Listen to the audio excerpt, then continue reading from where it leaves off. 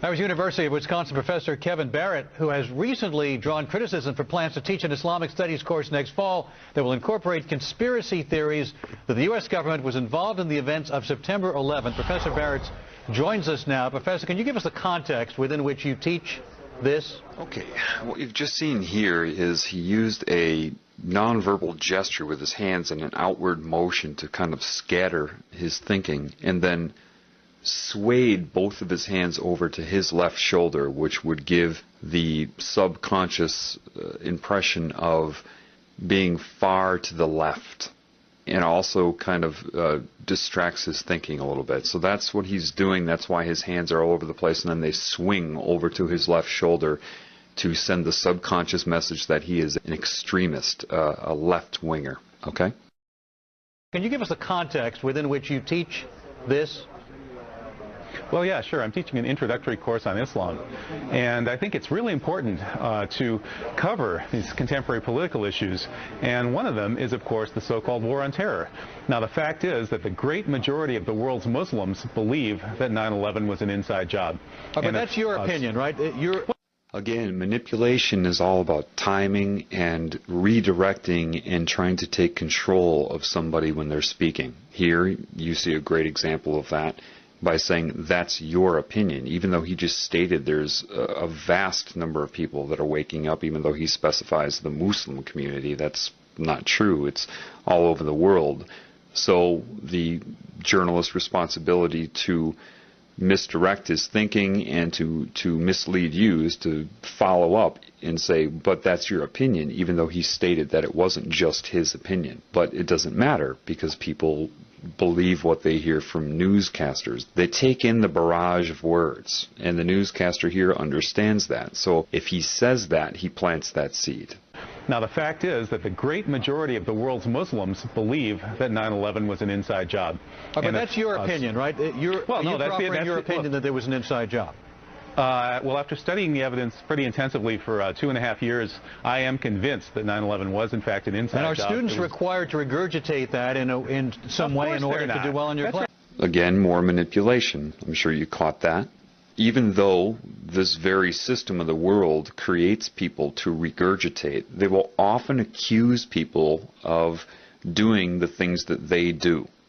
It's just part of it, okay? So by saying our students required to regurgitate that gives the subconscious impression that he is controlling their minds and not teaching them to think, when in actuality, to be able to see through the media, to be able to see what is going on, is not regurgitation. Any person that does regurgitate and only memorize and not think would not be able to see through it anyway. It doesn't matter. This is reverse psychology. This is just not even that. It's just manipulation. It's just name calling. It's I'm rubber, you're glue. Again, this is a way that he disrupts the guy's thinking with petty comments like that. He knows that this type of person would never want anybody to regurgitate anything, because that doesn't allow them to learn to think. Doesn't matter. If there's an audience to this, he plants that seed again. Well, after studying the evidence pretty intensively for 2.5 years, I am convinced that 9/11 was, in fact, an inside job. And are students required to regurgitate that in some way in order to do well in your class? That's ridiculous. No, I'm not interested in making students regurgitate anything. All right, Mr. Barrett, Sean Hannity here. Do you really believe that 9/11 was an inside job? Okay, Sean Hannity. I never watched Fox News before, but within seconds of seeing this guy, you can just see that he is a snake. At least he is currently conducting himself as such. Now, this is pretty basic what he's doing. He's not giving eye contact. He's pretending to be bored with the guy's very presence. And this is a way to discredit him that way, as if he's just some sort of gnat and not even worth considering, and that's why he's purposely looking down and acting bored when he talks to him. Secondly, he uses the word believe. Do you really believe? To believe is not to know, and that's why he's stressing that. And again, you're going to start to see extreme manipulation from this Mr. Hannity. All right, Mr. Barrett, Sean Hannity here. Do you really believe that 9/11 was an inside job, not just 9/11, but Madrid and Bali and the Zarqawi operation? Well, you know, actually... hang on a second. Okay. All right, so what he does is he tries to take control of this conversation right away. He insinuates something, and the professor was smart enough to catch what he was saying, and then when he tried to respond to that, he interrupts him to take control. Now, notice, and I'll point this out in a little bit, when he puts his hand up in the OK sign, you're about to learn what that really means and what they use it for. But for now, just understand that that's how they'll do it. They'll insult you while they speak and try to continue speaking before you can actually reply to it. And therefore, it makes the professor look nuts. You know what I mean? Because if people don't catch this neuro-linguistic programming, if they don't catch the manipulation, which comprises the majority of the audience anyway, nevertheless, if they don't catch it, then he can do that. He can take those cheap shots, and when the professor tries to correct those, then he interrupts him, says, hey, hold on, and then tries to make him look rude for interrupting and take control over him and disrupt his thinking at the same time. Well, actually... hang on a second. Do you believe personally that these are inside jobs, yes or no? It's not quite that simple.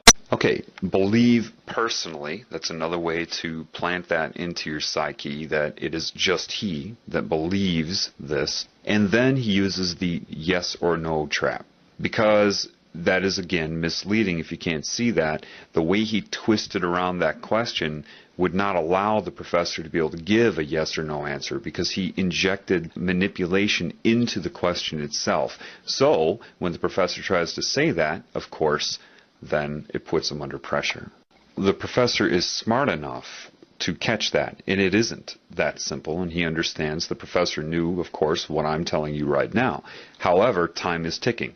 He only has so much time on the air, and their job is to disrupt his thinking as much as possible and make as many hidden accusations as they can and as many subconscious embeds into how to perceive the professor as they can in the short amount of time that he's on the air, and that's their only job, is to discredit and disrupt.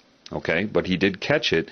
Now he has to respond to that rather than being able to say anything that matters. And that's what they do. Another good person at this is Stephen Colbert. If you watch Stephen Colbert with any of his interviews, his whole job is to discredit and disrupt. That's what he does. And you keep it moving. It's very, very petty, but these are the people that you allow to run you, okay? So know that, and that's what's going on right here. Yes or no? It's not quite that simple. I do know, I don't believe, I know that 9/11 was an inside job. Professor Stephen Jones has found residue of thermate on the steel samples from the World Trade Center. We now know that it was taken down in a controlled demolition. All right, so you believe that the buildings came down in a controlled demolition? Okay, so the professor did a really good job of identifying his manipulation by saying, I don't believe, I know. And because he was starting to get through that, Hannity interrupts him and says, I don't have a lot of time. Well, wait a minute. You just asked him a question, and now he's able to break through your manipulation, and suddenly you don't have a lot of time for the very answer to the question that you just asked. The next thing you see, he asks him, what evidence does he have? And he interrupted him giving the evidence to ask him what evidence he has. Why? Of course, he's not interested in hearing the evidence or anybody else hearing it. He's interested in interrupting him and planting another embed into the psyche that what he happens to be saying right now is somehow not evidence.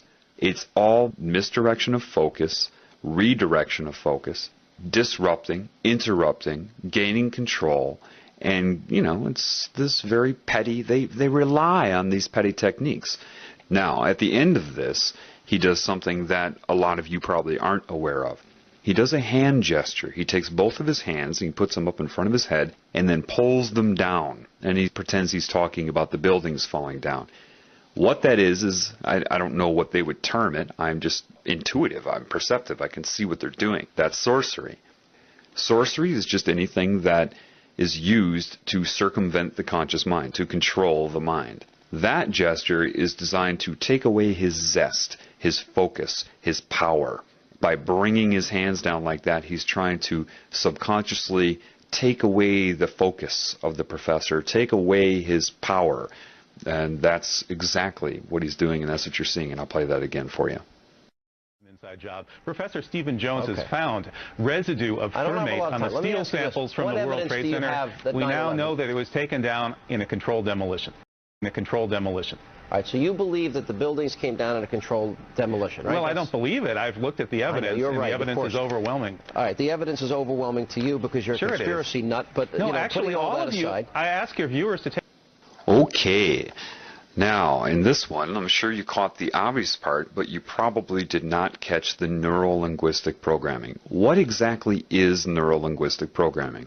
Simply put, it's dual meaning that is speaking to the subconscious. Now, of course, he's shaping public opinion by saying, it's obvious to you because you are a conspiracy nut. Well, remember now, people are very phobic of being called anything that goes against the norm. So if you agree with him, oh, then you're a nut, and people, you know, they can't escape their own ego. So that's used to shape him. What you probably didn't catch is him saying, but, you know, putting that all aside, this is neuro-linguistic programming. Now, pay attention here. You're a conspiracy nut, but putting that all aside, what that is doing is he's directing your subconscious mind and your conscious mind to store that label, that impression of him. Put it aside. Keep that. It's called anchoring. In neuro-linguistic programming, because I've watched a little bit of it. I didn't need to watch it to pick up on how they do this, but it allows you to get some of their terminology down. They call this anchoring. Anchoring a thought, anchoring a concept, anchoring a feeling. Putting all of that aside means put that aside in your mind. He's a conspiracy nut. Do you see how they manipulate you? That's a very good lesson right there in neuro-linguistic programming. all right, the evidence is overwhelming to you because you're a Sure conspiracy nut, but no, you know, actually, putting all that of you, aside, I ask your viewers to take a look at this evidence for themselves. They can go to st911.org. That's all right, Scholars for 9/11 Truth. Take a look at the demolitions. I know you Morgan think Reynolds, the former Bush administration official. Okay, that's pretty obvious. You see how he's treating him. Very nonchalant, irritated, bored. And I know you think you're the smartest guy in the world. This is, you know, the typical you're a know-it-all type of comment. If you watch that David Icke video where he goes back on Wogan, he draws attention to the same thing where he said, whoa, that's a cheap shot when he said, you know it all. And the response was accurate. I'm not saying I know it all. But people are trained to hate people who, quote, know it all. Why? Because they want you to be dumb. That's why in society you have catchphrases that go around that people use, like, you think too much, you're too deep, you know it all. These have all become derogatory terms in this new Orwellian society. Haven't you noticed that? His response is petty and childish, but he means to be this way. It does nothing, it addresses nothing. He can't think of anything to say in response to the professor, so he has to take a cheap shot like this. I know you think you're the smartest guy in the world. That should be obvious to you, that is just overdoing it, creating, manifesting an insult, just, again, for one reason and one reason only, to disrupt his thinking and to program your mind on how to view him.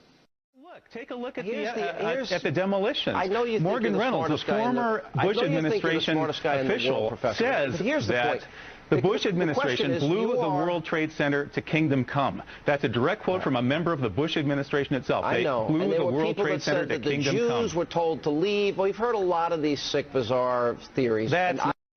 Okay, so suddenly he's an anti-Semite? When did that come about? I didn't hear him say anything about the Jews. What he's doing here is he's trying to link him to anti-Semitism. That's what they want to do. Now, anybody that's really trying to speak the truth in this world has no interest in focusing on a group or even an individual. What they try to focus on is the problem in general, outside of any group or individual that may be manifesting the symptoms of the problem. But again, what he's trying to do here is, in your mind, link the professor to being part of a hate group, someone that's going to target a group or an individual and make you link the terms sick and bizarre to the professor. He didn't say anything about the Jewish community. Nothing. So catch that. See how he's trying to link the professor to it. The World Trade Center to kingdom come. That's a direct quote from a member of the Bush administration itself. I know. They blew the World Trade Center to kingdom come. The Jews were told to leave. Well, we've heard a lot of these sick, bizarre theories. And I don't believe any of them, but you're allowed to believe what you want, but that's not what's at hand here. Okay, now another thing, just to make you aware, again, of just how much they're programming your mind. To you, it looks like a man that said that's not the issue at hand here. You need to start learning their language. Their language is dual meaning, which goes hand in hand with neuro-linguistic programming. The issue at hand here, what he's doing is directing the professor to look at his hand. Now, why would he have the professor look at his hand? Well, if you look at his hand right now, you see it as what you've been told is the OK sign, right? Well, let's show you what it really means.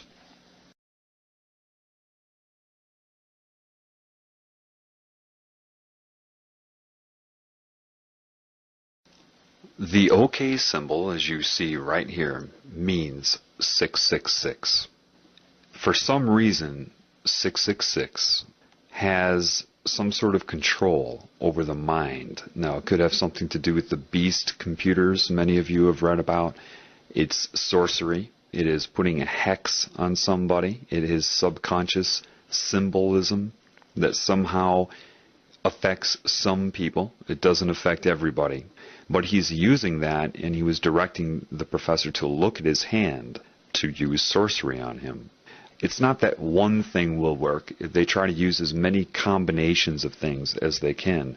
But that is a symbol, and it means 666, and that is why he told him to look at his hand, or the issue at hand here told his mind subconsciously to look at his hand. Do you see? And that is what just occurred there. That's not what's at hand here, meaning you are not allowed to believe what you want. And that also tells the population looking at him, because remember, he is also talking to people that are watching television. And so they are also instructed to look at his hand subconsciously or take notice of it subconsciously. And when he says you're allowed to believe what you want, but that's not what's at hand here, he's saying with the 666 rule over your mind, you are not allowed to believe what you want. And that speaks to your subconscious mind and programs people to not think. And that's what it means all around and all together. That's what just happened. But you're allowed to believe what you want, but that's not what's at hand here. The issue is whether or not science. You, with your bizarre theories, are the best. I think you have the bizarre theory. You think it was 19 bucks? Hang on a second. Okay, again saying his issues, his views are bizarre, right? But the reason he puts up his pinky there is because that is the weakest finger, that it would imply a small penis, not a potent man, using that in reference to him, saying that he is impotent, that he is bizarre, that he is weak, and that he is of the pinky. And that's why he chooses, of all fingers and all gestures, to speak about his theories, he puts his pinky up. And these are all subconscious sorcery methods. Again, sorcery is not some guy wearing a magician's hat. Part of sorcery is speaking to and manipulating the conscious mind from the subconscious. Well, it's a question whether or of not science. You, with your bizarre theories, are the best. I think you have the bizarre theory. You think it was 19 guys with box cutters led by a guy on dialysis in a cave in Afghanistan? That's ridiculous. Yeah. I mean, that's the craziest conspiracy theory of all of them. Mm-hmm. Okay, I wish I had the Twilight Zone music. Now, here's my next... See, all he can say is something to discredit him. I wish I had the Twilight Zone music. And then the people watching the televisions that say, yes, that must be weird. Twilight Zone music is weird. And the honest and credible news reporter is saying that about him. Okay? Now, you see that all the neuro-linguistic programming is starting to get to the professor. He's starting to screw up his words. He's starting to screw up his concentration. He's mispronouncing. That's because there's a lot of negative energy being focused on him, interrupting his thought process. So you can see how he's starting to screw up his words, but he's still holding, with all of that working against him and being unaware of those techniques, he still holds his own, but you start to see it get to him a little bit. Yeah. I mean, that's the craziest conspiracy theory of all of them. Mm-hmm. Okay, I wish I had the Twilight Zone music. Now, here's my next question. The issue that is at hand here, you're entitled to have your opinion. I don't really care what you believe. But if we're talking about a captive group of students in a class... Again, making a bored face as if he's nothing. He's the pinky. He's lower than low. I really don't care what you believe.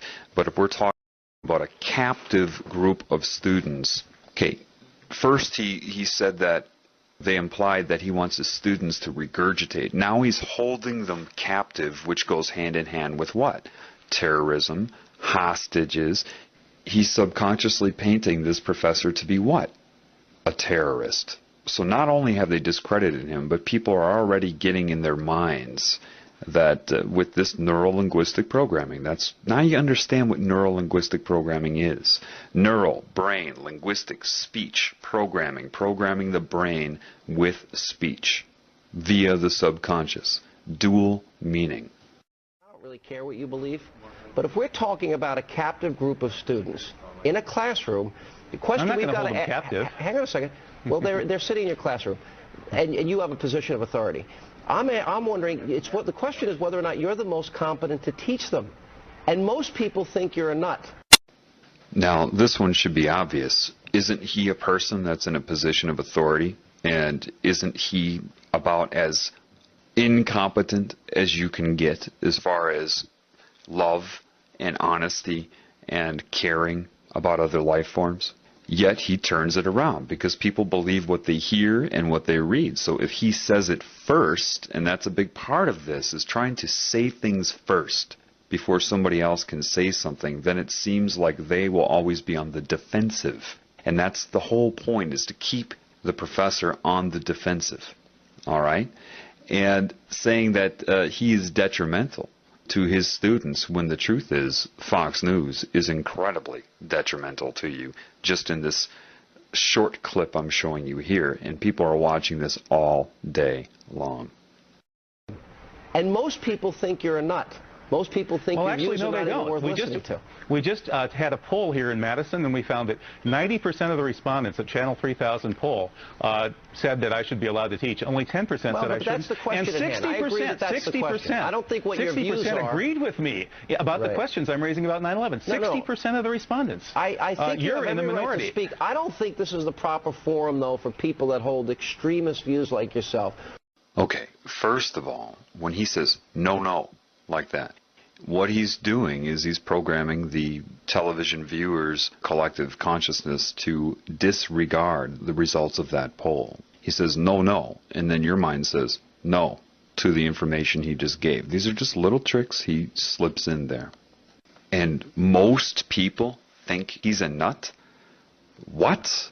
But see, people watch that, of course, and they store that in their mind as fact. Of course, most people do not think he is a nut. But if he says that, he programs anybody watching this television program, hint, hint, that everybody thinks he's a nut. So I will too, to fit in. Where did he get that number? How does he know most people think that he's a nut? Think about it. They don't. He just says it, and then the professor has to respond to that. He's totally disrupting the whole interview. So it appears to people, because time is moving by, that there's actually an interview going on here. But it's not. It's only about disrupting and discrediting and programming your opinion. Okay, first of all, I used to live in Madison, Wisconsin, and I can tell you that people did not think that he was crazy. It was the television that began to program people to think that he was crazy. Again, now, extremist views like yourself. Now, they already set the stage in your mind, or the viewer's mind, before he brought that up in the beginning, when that first reporter took his hands and whipped him over to the left side of his shoulder to subconsciously say that he's an extreme leftist. He's on the extreme left. So now they're reinforcing that, telling you to believe that he is extremist, that these are extreme things. Well, Fox is 666. Look, I mean, just look. Look what they're doing. Look what I'm pointing out to you. Once you start to understand the dual meaning of neuro-linguistic programming, things become crystal clear to you. About the questions I'm raising about 9/11. 60% of the respondents. I think you're in the minority. Right to speak. I don't think this is the proper forum, though, for people that hold extremist views like yourself. Reasonable you guys are extremists. Reasonable people. Now notice what he did there. He took his hands and he gestured them towards himself and said reasonable people, while pointing to himself. Therefore, your subconscious and your conscious mind is shaped to see Sean Hannity as the reasonable person. They're always using gestures against you in coordination with dual meaning in things they say and direct meaning. So again, reasonable people, all he has to do is point to himself, and that's a subtle, nonverbal gesture to make you associate being reasonable with Sean Hannity's point of view. He's programming your mind. So now after you have associated being reasonable with Sean Hannity, and when he says people think, he points out or opens his hand, so you are to think. See, reasonable people, he points to himself and then opens it up to you, think. You shouldn't be allowed to teach this class. We can do a better job. People will be programmed by that. Reasonable no, you guys are extremists. Fox News is the biggest bunch of extremists on the planet. But reasonable people see you as an extremist, and I don't think you're the most appropriate guy to teach that class. My guess I don't think you're the most appropriate guy to be on the airwaves spewing your venom. And the professor got it right. You can see the look on his face. He says, spewing your venom. That's exactly what he's doing. The problem is that you can't get all of this out in an interview. For example, say I was on an interview like this. They would be doing all the same things to me. All I would be doing is calling attention to everything he's doing, and then he would sit there and argue with me. Nothing would ever get discussed. This is how they take advantage of people. Look how long it's taken me. Do you know this clip is only like 2 minutes long, normally? But just to describe 2 very short minutes of media to you, look how long this is taking. That's the problem. That's why I haven't done it before, because I can sit here and explain it to you, but you need to open up your eyes so you can see it for yourself, because it all happens way too quickly. If you try to explain something that happens in a 3-second period, if you're not educated on that, if you're not aware of it, it will go by way too fast before you can bring somebody up to speed to understand what's going on. This is why I had to break it down for you, but I still can't do this with everything I see, because this is everywhere. This is common. This is always going on. And it just, you need to educate yourself, but you need to become aware. Again, dual meaning, neuro-linguistic programming, gesturing, association of concepts and beliefs to link them, anchor them in your mind, to misdirect your perception, your beliefs, and your ability to perceive reality in general. Class, my guess I don't think you're the most appropriate guy to be on the airwaves spewing your venom throughout this country. I think you guys should be taken off the airwaves because you are the guys who are... We don't want to silence anybody. You teach and we'll do Hannity and Colmes. Thank you, Professor. Coming up, we'll have a... We don't want to silence anybody. That's exactly what they have just done. Though you heard a lot of speaking going on, nothing was able to get out into the open. They completely took control of this poor man. And he's brave, okay, to get out there, lose his job, and to speak the truth. And they hound him like bees. They're using techniques that are hidden, that are sorcery. They're of sorcery in their nature. They're hypnotic. They're using negative energy, manipulative techniques, childish argument techniques. And so you've seen a lot of talking, but nothing got out into the open. And you see how nervous they made him. Why? Because he had to keep dealing with their techniques, and he couldn't express the truth. And this is how anybody who tries to get on the media to speak the truth is manipulated, and that's why most don't even bother. They don't bother because they would just get into an argument. I mean, what's the point? The expert that I've seen at this is Stephen Colbert. He was one of the biggest disinformation agents out there. He'll get somebody in for an interview and just completely distract, disrupt, discredit, and there is no interview. That's what I call Stephen Colbert's interviews. They're not interviews. They're Stephen Colbert using techniques to distract and discombobulate, basically. So this is why you don't get the truth in the media. Even if people do get a chance at airtime, they will be interrupted, misdirected, hypnotic suggestions to the audience that are watching it. You just can't. People that know the truth won't even try. They won't even try to go on the mainstream media, and people that do, it ends up like this. So until that is addressed, then nothing will ever be told on mainstream media. But what you can learn from this, don't watch TV. Okay? I hope this helps. It's happening, largely through this false flag terrorism it looks to me like, not only 9/11, but also Madrid 7/7, the Bali hotel bombing, and probably most of these so-called Zarqawi-style bombings in Iraq are all false flag operations being carried out by, a special wing of probably U.S. or Western military intelligence. That was University of Wisconsin professor Kevin Barrett, who has recently drawn criticism for plans to teach an Islamic studies course next fall that will incorporate conspiracy theories that the U.S. government was involved in the events of September 11th. Professor Barrett joins us now. Professor, can you give us the context within which you teach this? Well, yeah, sure. I'm teaching an introductory course on Islam, and I think it's really important to cover these contemporary political issues, and one of them is, of course, the so-called war on terror. Now, the fact is that the great majority of the world's Muslims believe that 9/11 was an inside job. But that's your opinion, right? You're offering your opinion that there was an inside job. Well, after studying the evidence pretty intensively for 2.5 years, I am convinced that 9/11 was, in fact, an inside job. And are students required to regurgitate that in some way in order to do well in your class? That's ridiculous. No, I'm not interested in making students regurgitate anything. I'm interested in training people how to use critical thinking skills to look at the evidence in any area and come to their own conclusions. Is this a required class? I hope that they'd be able to do that. No, it's not. So this is basically an elective class. How much of the time is spent focusing on who caused 9/11? Only about 1 week. We're looking at the war on terror for 1 week, and in fact, it's not focusing on who caused it. It's looking at the main interpretations of 9/11. And there are really several different ways of looking at 9/11, and one of them, of course, is the standard American story of the war on terror that changed everything. It set us at war.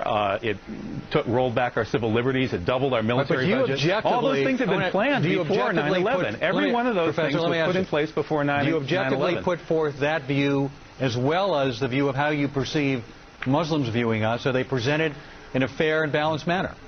Of course. In the classroom, I always present things in a fair and balanced manner. Outside the classroom, when I'm an activist or a satirist, I'll tell it like it is. Inside the classroom, I'll present all of the defensible interpretations and let the students use their own critical reasoning skills to come to their own conclusions. All right, Mr. Barrett, Sean Hannity here. Do you really believe that 9/11 was an inside job, not just 9/11, but Madrid and Bali and the Zarqawi operation? Well, actually... hang on a second. Do you believe personally that these are inside jobs, yes or no? It's not quite that simple. I do know, I don't believe, I know that 9/11 was an inside job. Professor Stephen Jones has found residue of thermate on the steel samples from the World Trade Center. We now know that it was taken down in a controlled demolition. All right, so you believe that the buildings came down in a controlled demolition, right? Well, I don't believe it. I've looked at the evidence, and the evidence is overwhelming. All right, the evidence is overwhelming to you because you're a conspiracy nut, but no, actually, all of you, I ask your viewers to take a look at this evidence for themselves. They can go to st911.org. That's Scholars for 9/11 Truth. Take a look. Take a look at the demolitions. I know you Morgan Reynolds, the former Bush administration official, says that the Bush administration blew the World Trade Center to kingdom come. That's a direct quote from a member of the Bush administration itself. I know. They blew the World Trade Center to kingdom come. The Jews were told to leave. Well, we've heard a lot of these sick, bizarre theories. And I don't believe any of them, but you're allowed to believe what you want, but that's not what's at hand here. The issue is whether or not you, with your bizarre theories, are the best. I think you have the bizarre theory. You think it was 19 guys with box cutters led by a guy on dialysis in a cave in Afghanistan? That's ridiculous. Yeah. I mean, that's the craziest conspiracy theory of all of them. Okay. I wish I had the Twilight Zone music. Now, here's my next question. The issue that is at hand here, you're entitled to have your opinion. I don't really care what you believe. But if we're talking about a captive group of students in a classroom, the question we've got to ask... Hang on a second. Well, they're sitting in your classroom, and you have a position of authority. I'm wondering, the question is whether or not you're the most competent to teach them. And most people think you're a nut.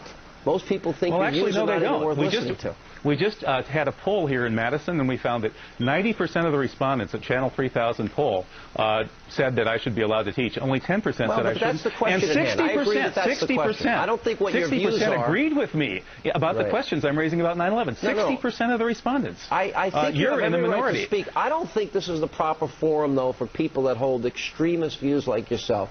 Reasonable you guys are extremists. Fox News is the biggest bunch of extremists on the planet. reasonable people see you as an extremist, and I don't think you're the most appropriate guy to teach that class. My guess I don't think you're the most appropriate guy to be on the airwaves spewing your venom throughout this country. I think you guys should be taken off the airwaves because you are the guys who are we don't want to silence anybody. You teach and we'll do Hannity and Colmes. Thank you, Professor. Coming up, we'll have a